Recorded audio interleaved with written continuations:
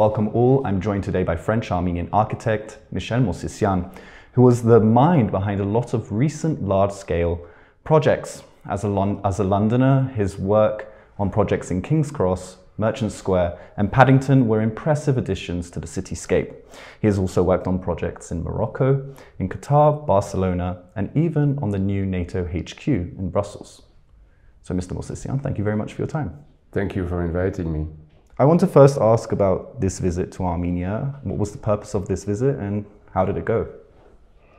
Well, as you know, we couldn't travel much in the last 2 years, and that's the first opportunity that came was to help COAF to chair a jury of on the next COAF edition. They want to engage the first success story of the initial center, and then to develop that in different regions of Armenia.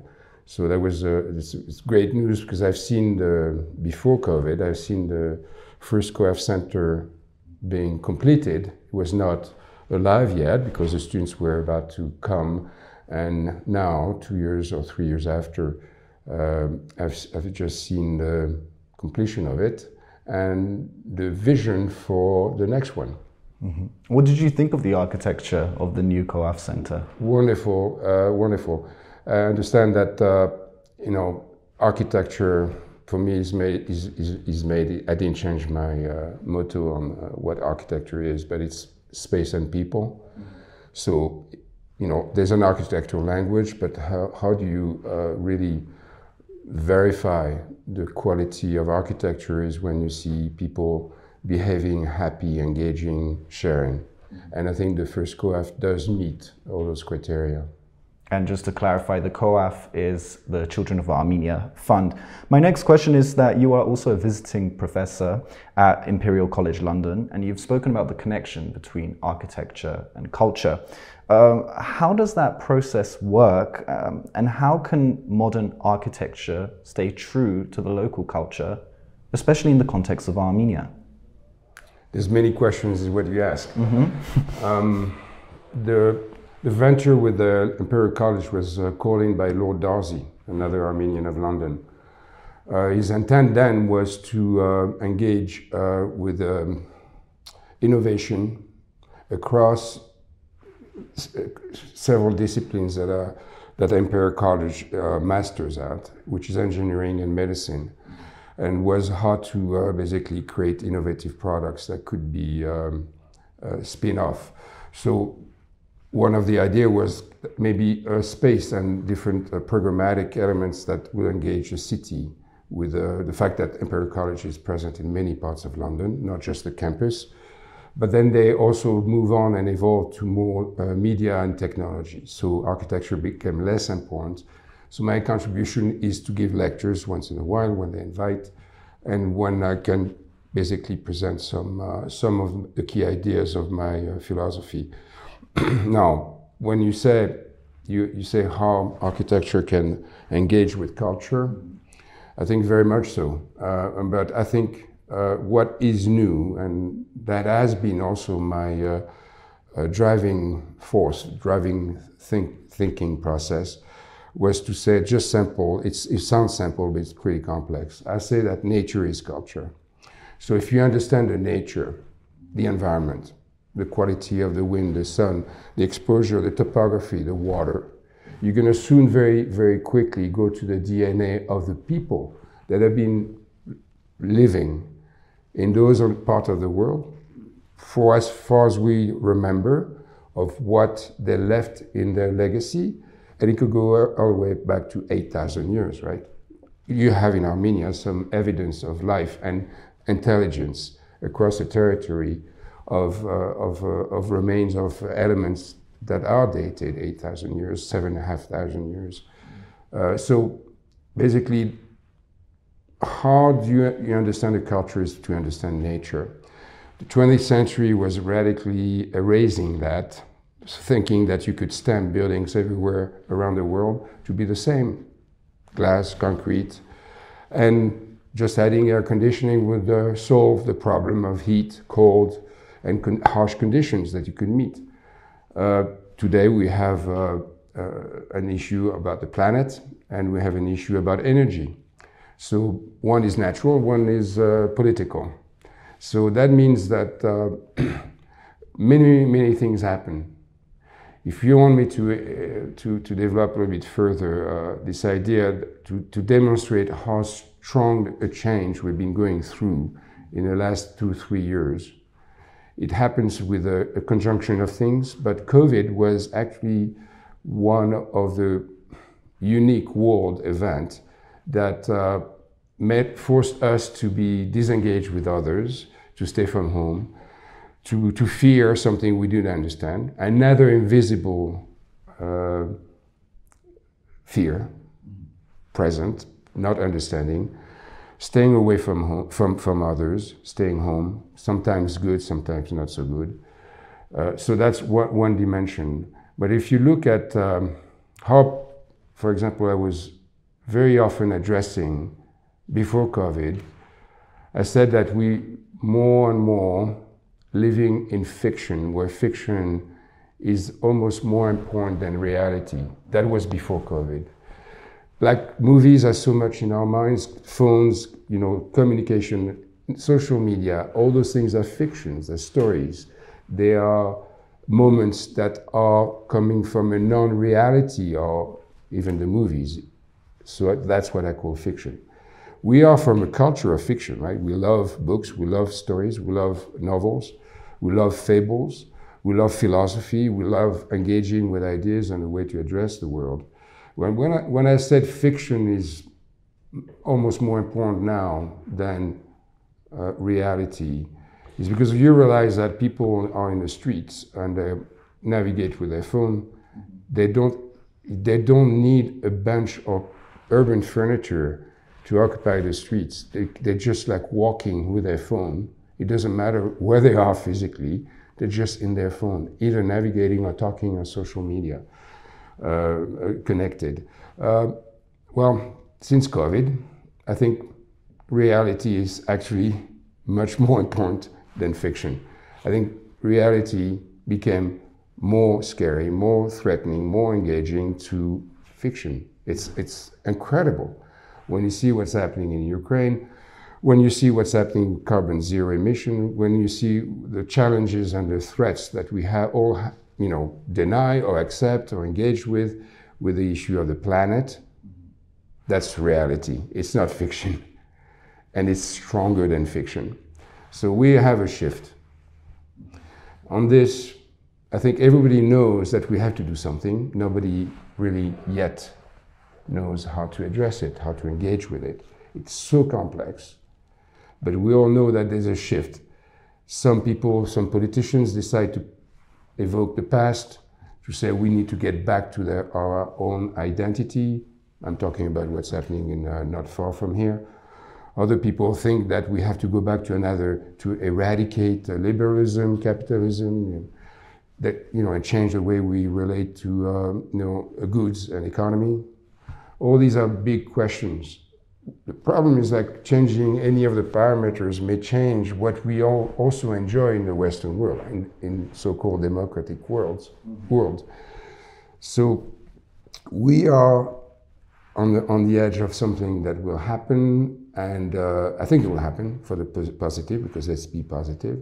But if I go back, for example, to the COAF initiative, which is addressed to kids from age 3, and I said to 99, because I believe that you can remain a child and with the mind of a child until very late in your life, and I wish everybody to keep that view and naivety and amazing insight that childhood can have.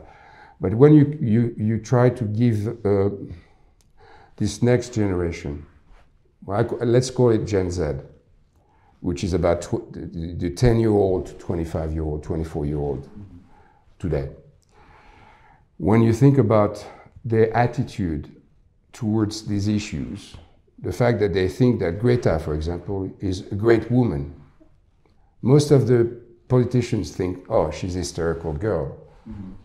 But young kids, they see her as a woman, inspiring, talking, her mind. And, you know, the rest of the world thinks she's a little bit awkward. She speaks the truth, but okay, she's a bit awkward. But I think there's something indicative about how actually what she says is taken very seriously with the new generation.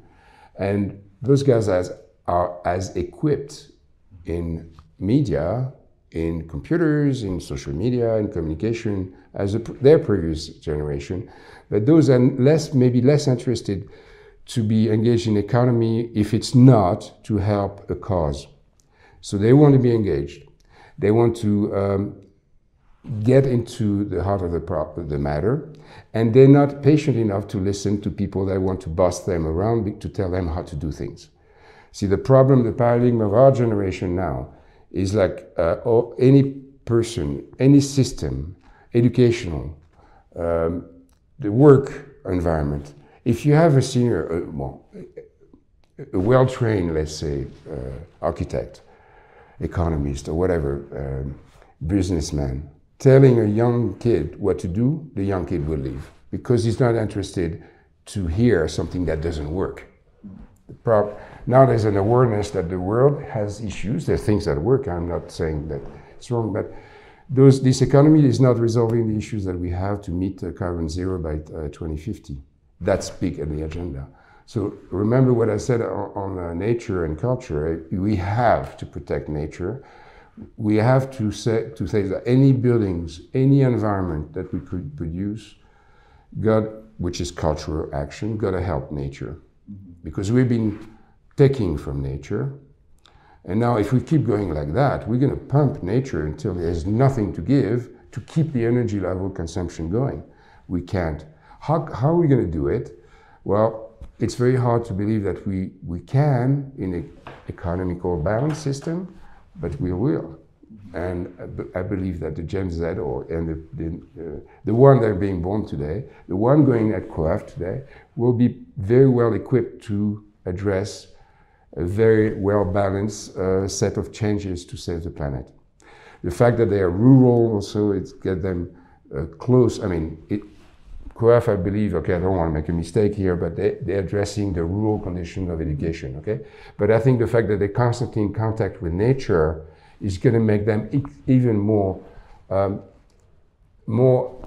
acute, more equipped to respond and address the respect of nature. Mm-hmm. And it's interesting that you speak about the protection of nature, but what about the protection of culture? There are some that believe that, in a sense, in countries like the UK, there is a sort of end of culture, whereas in Armenia, there isn't really that attitude. So I'm wondering what you think about culture. Do you think that these are shaky times for culture, or is culture still strong globally?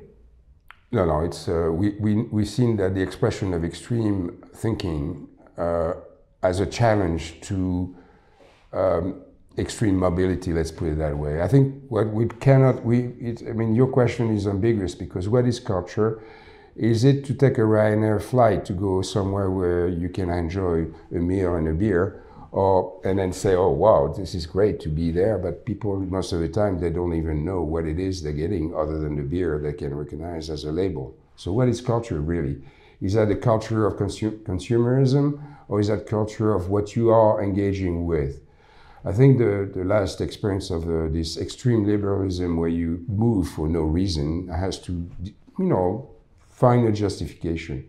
Going to go because the sun is there and Ryanair or whatever cheap airlines can take you to is not good enough.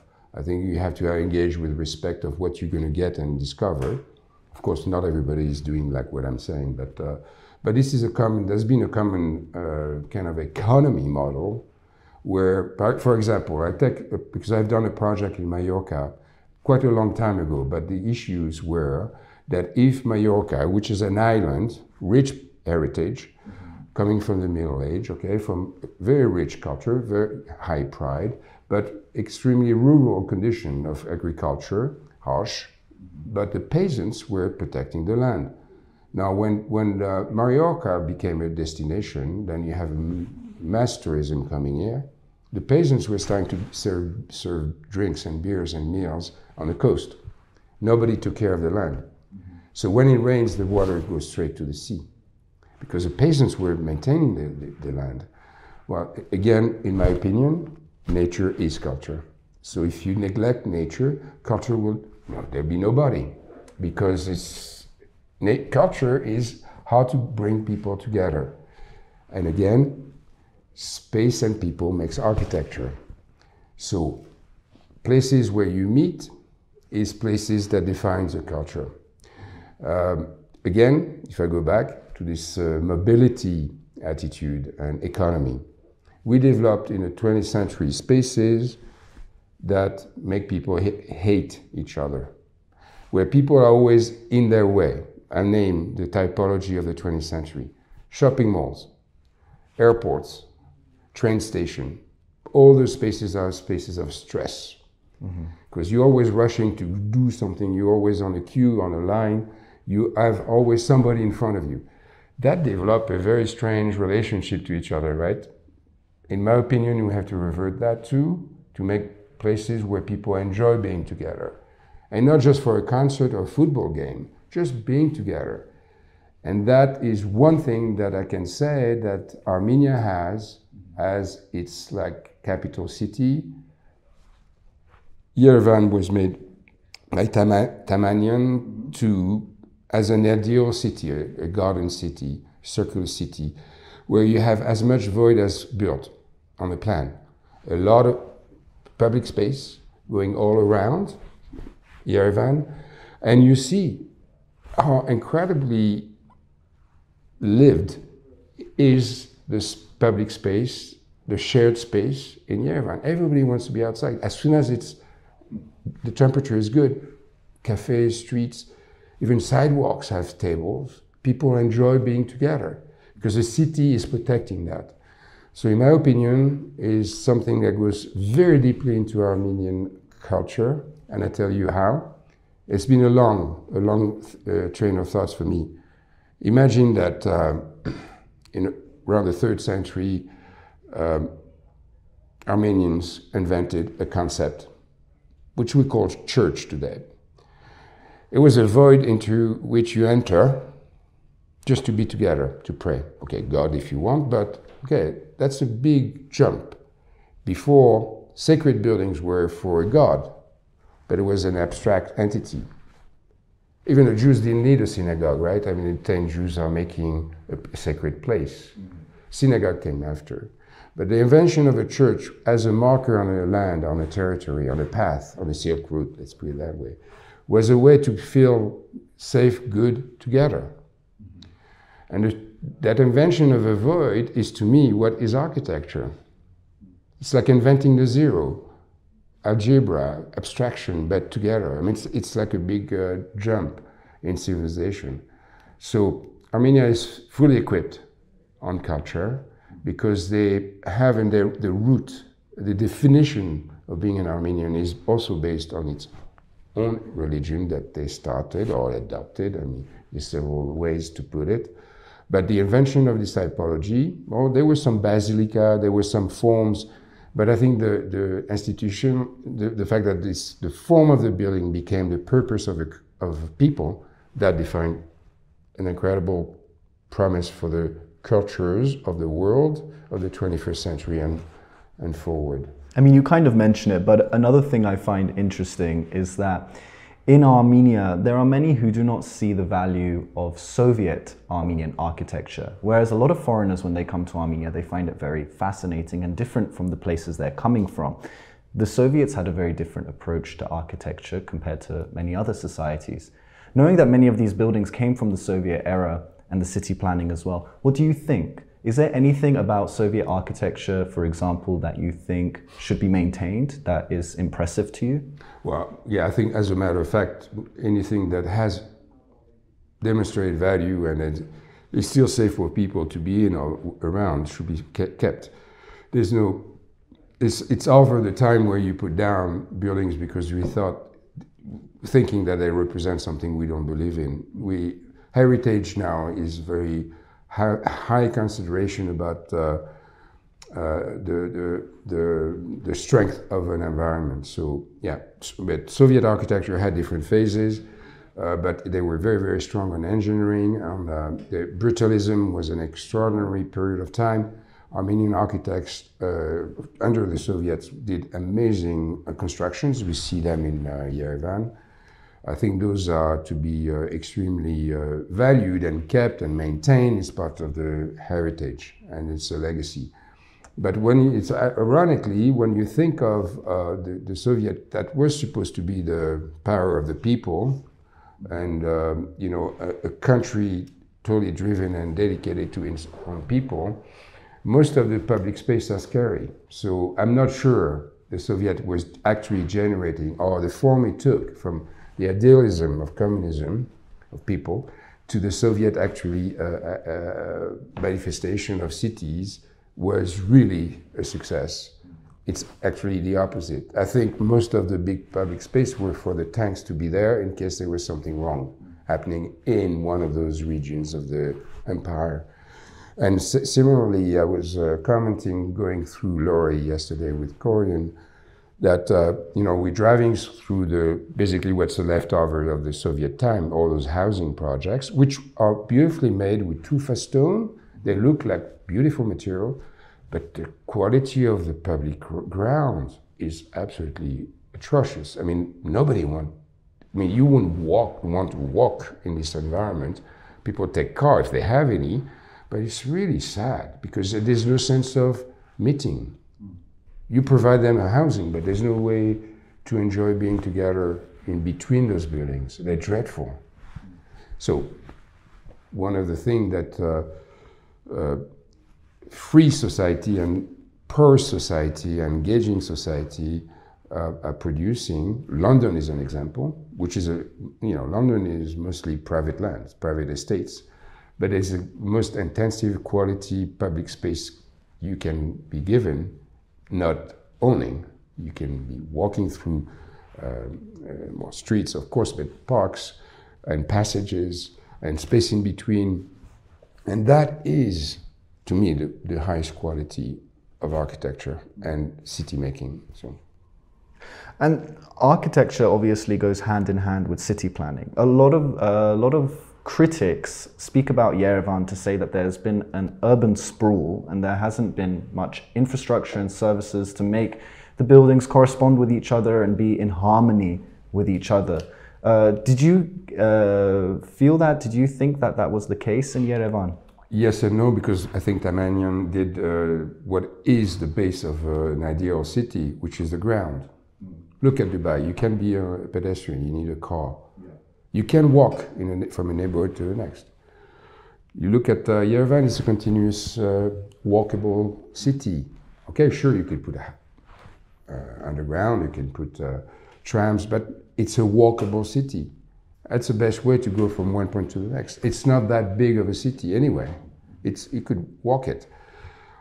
There's some topography, but you could imagine cycling. Like London is extremely making huge progress now about cycling, which is not a city designed to cycle, but there's a code of behavior that allows that to happen without making it too restrictive to the public transportation, cabs and buses.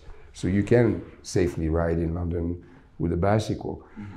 I think before you start to think infrastructure, which is heavy engineering, which is the world of engineers, okay, which you can allocate big budgets, which countries, governments love to dedicate, train station and subway and things. I think we can do with a lot with what we have. Mm. And I like that point you said at the beginning that Armenia has culture and it has nature. So therefore, how does that translate into architecture in your opinion? Well, is that because, let's be really truly Armenian here. Is that because Armenians were always on the route, from one place to the next? I think they did mark, things tend to disappear over time, but there's been a lot of moving between, let's say, Venice and Shanghai. I was totally amazed to go to Merrick restaurant, for example. This woman that decided to understand the cooking of her mother or grandmother and start to proceed to an analysis about what is Armenian food. Actually, there's a bit of Indian, there's a bit of Chinese, there's a bit of all those paths and places where the Armenians were going back and forth, carrying messages, goods, or whatever, intelligence across East and West. So I think by nature, when you are ready to move in different places, you absorb more, but you also recreate better place to be, call it home. But that's why also I think the best architectural feature of Armenian culture is the church, because that's a place where everybody feels home together. That, I mean, you have to keep it as